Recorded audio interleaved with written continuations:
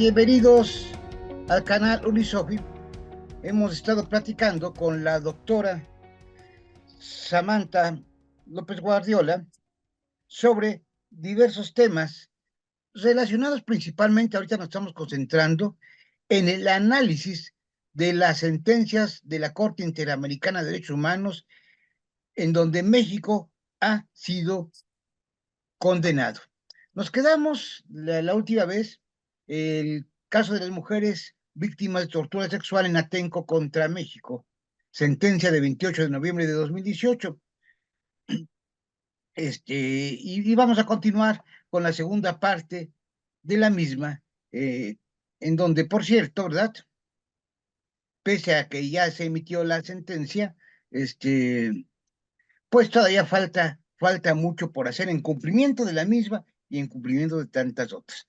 Doctora, bienvenida, muchísimas gracias. Y antes que todo, por favor, suscríbanse, denle like y recomiéndenla con sus amistades para que podamos ir haciendo estos programas de índole cultural, que tratamos de hacer lo menos técnico posibles, pues para que la gente pueda entenderlo. No es porque la gente le falte conocimientos en sí, en general, de la vida, de la ciencia, pero aquí son temas jurídicos que muchas veces, pues sí requiere cierto estudio y cierto hasta tecnicismos. Entonces estamos tratando de hacerlo de la manera más llana posible para la comprensión de todo el mundo.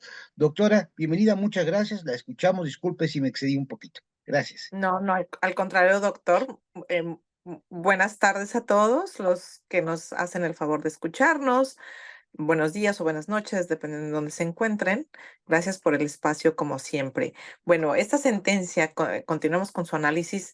El punto que abordaremos el día de hoy es justamente el tema de integridad personal, que abordó la Corte Interamericana respecto de los siguientes hechos. Recordemos que el asunto fue el operativo del 3 y 4 de mayo del 2006, allá en Atenco y entre San Salvador Atenco y Texcoco. Y bueno, les comenté brevemente la sesión pasada que en total fueron 50 personas, 50 mujeres que fueron detenidas.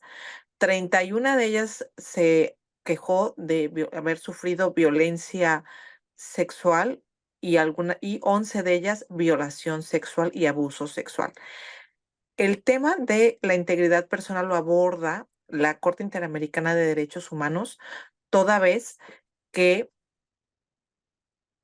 este caso es paradigmático por el tipo de violencia, la escala de violencia que se usa en contra de las mujeres y porque además, a partir de esta sentencia, se incorpora el tema de la tortura sexual como un tipo de tortura, eh, que anteriormente únicamente se refería o que hacía caso a o tenía una relación con la tortura en situaciones de guerra, es decir, violencia sexual en situaciones de guerra o conflictos armados.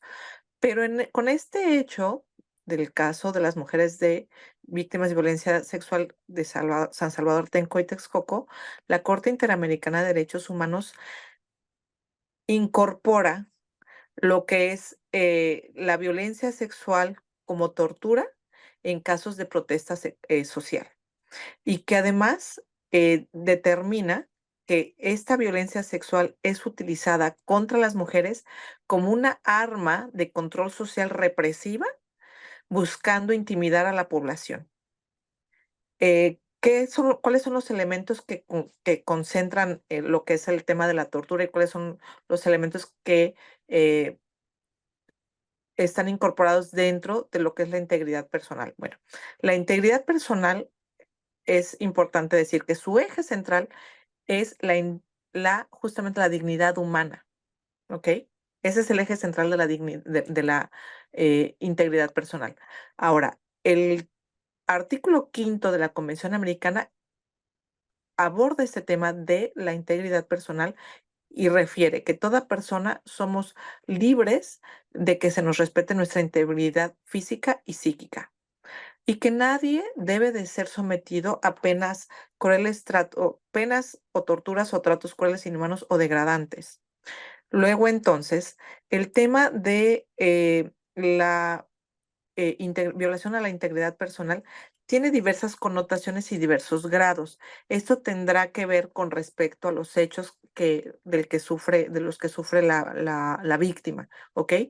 En particular, las mujeres, ¿porque somos más propensas a tener mayores afectaciones? Porque es importante decirlo, los hombres también pueden ser víctimas de violencia y de tortura, y hoy en día también de violencia sexual, pero las mujeres en particular podemos o quedar embarazadas, o si es que la persona se encuentra en en situación de gravidez, puede sufrir un aborto, y obviamente las cuestiones, consecuencias físicas son más graves que las que un caballero, ¿ok?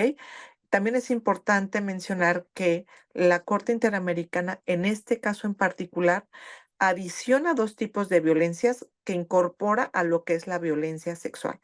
Una de ellas es la violencia médica, que en casos de negligencia puede ser considerado trato cruel, inhumano o degradante. Y la otra es la violencia verbal, que forma parte de la violencia sexual, ¿ok?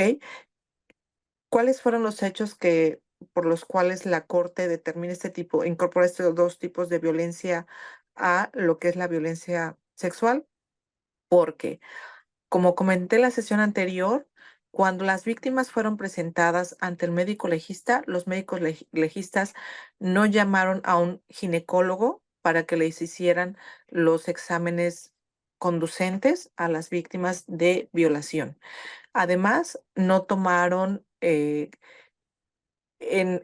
cuenta las muestras, los moretones, muestras de abuso físico que habían sufrido estas mujeres, y por ende los estudios relacionados o los dictámenes médicos relacionados con su situación física estaban alterados. En esta situación es cuando la Corte Interamericana refiere que, por ejemplo, ya sea que se abstenga o la prestación del servicio sea ineficiente por parte del cuerpo médico legista, puede esto constituir un trato inhumano, cruel y degradante. En tema de violencia verbal, bueno, toda vez que desafortunadamente los elementos policíacos que intervinieron en estos hechos utilizaron reiteradamente el uso de estereotipos de género, y además de insultos sexuales eh, y abusos verbales. Esto constituye justamente esta violencia verbal que se incorpora a la violencia sexual. Los estereotipos de género, bueno, pues les decían a las mujeres que fueron detenidas que ellas deberían de haber estado en su casa cuidando a sus hijos o preparando los alimentos para su marido, que por ser mujeres no tenían que andar en una protesta social, que ha de reiterarse que no todas las mujeres que fueron detenidas estaban formando parte de la protesta social.